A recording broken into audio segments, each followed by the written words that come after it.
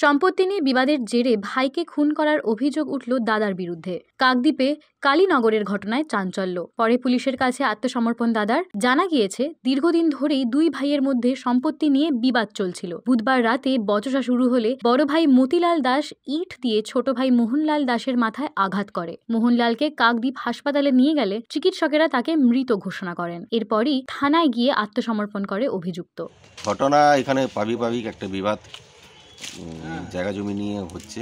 ঘটনা ঘটানোর পর এখানে একটা পার্টি অফিস আছে, পার্টি অফিসকে ব্যাপারটা বোঝানোর জন্য রাত্রি 8টার সময় তৎক্ষণাৎ বেরিয়েছে।